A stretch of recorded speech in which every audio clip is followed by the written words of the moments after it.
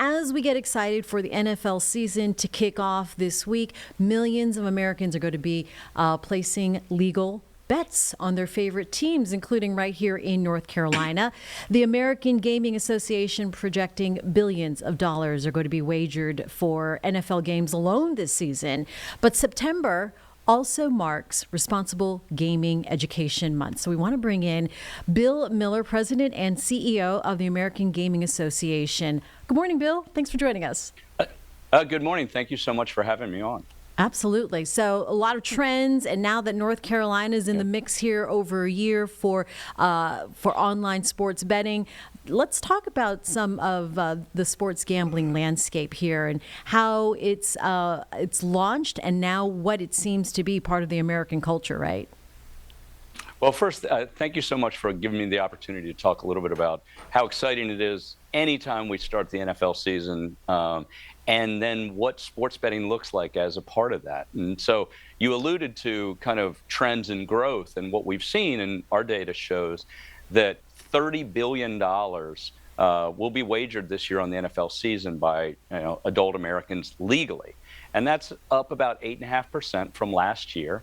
And what it says is that Americans are embracing sports betting as a fun activity as part of their sports fandom. And so we want to make sure that people recognize that this is not a way, it's not a second job, it's not an investment strategy, but it's fun and it can be done responsibly if you follow some really important kind of guidelines. All right. So how has consumer behavior changed then since more states like North Carolina have come into the fold of legalized sports betting? Well, first and foremost, they actually have a legal option.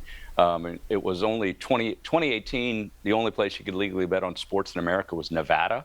And so now we have 40 states, including North Carolina and the District of Columbia, that have legalized it because the states recognize their constituents were betting on sports. They just only were betting on in the illegal marketplace. So they wanted to give them a legal, safe, consumer-friendly opportunity to do that. And so we think that that's a great movement. Clearly, we now have 2/3, almost 165 million people in America have the ability to legally bet on sports. And I think it's important to kind of differentiate between legal sporting betting sites and illegal. And one of the most important ways to tell the difference between the two is when you go on a website and the only thing they ask you for is your credit card information.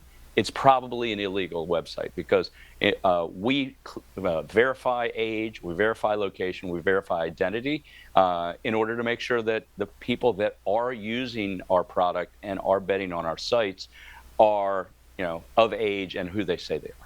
All right, so the American Gaming Association has a campaign, Have a Game Plan. What does that entail? Thanks for bringing that up. That Have a Game Plan is the American Gaming Association's PSA campaign. It's intended to better educate sports bettors, particularly people that are novices or occasional sports bettors, around what are the things to make sure that you're continuing to have fun and doing this in a safe way. And it starts with, importantly, setting aside a budget and setting aside a budget for sports betting, and that you stick to that budget, that you're having fun. You recognize that, again, this is not a way to make a living. It's not a second job. And then importantly, that it's social. You do it with friends and family. And importantly, that you know the odds, you know the rules of the game, you know the types of bets that you're placing.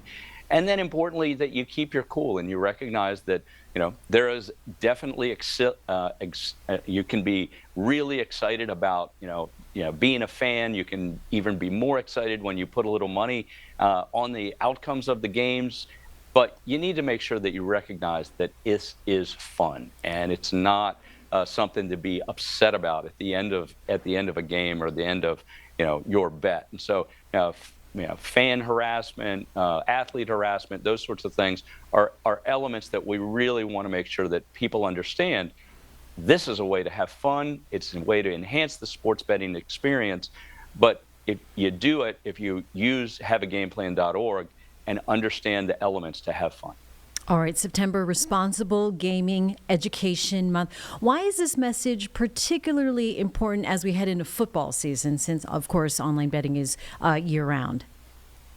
Well, it's important. It's important because the NFL season and the fall sports season in general is some of the biggest areas for betting, and so it gives us an opportunity to use the month that is Responsible Gaming Education Month, September, to the new sports bettors. We want to introduce them to how to into this, how to have fun, how to do it responsibly, and how to make sure that how you're betting is in line with your financial means. Because we want to make sure that as we continue to see more and more acceptance across the country, we've got 9 out of 10 Americans believe that that gaming is appropriate. So we're seeing a continued mainstreaming of sports betting. But, as my grandmother used to say, moderation, moderation, moderation. We want to do these things in a manner that is part of your fun experience. And if you do that and you stick to that and you stick to a budget, you will have fun and it will enhance the opportunities that you have in the fall season with the NFL. Yeah, I mean, speaking of new bettors, especially here in North Carolina, just over a year since it became legal for online sports betting, what is your advice to folks who are going to place that first bet? What should they know?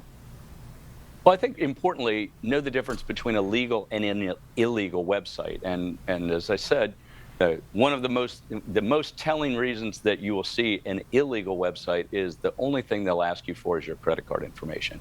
They're not going to do age verification.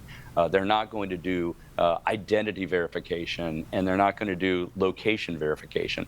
All three of those things are done with legal websites. And so you can go online and click in sports betting, and you will find legal operators, but you will also find illegal offshore online operators that, quite frankly, there's a risk that your data will be stolen, that your credit card information will be taken. And so importantly, particularly for new bettors in a state that is relatively new in sports betting, as North Carolina is, that people recognize that it's important to bet with a legal operator in that state.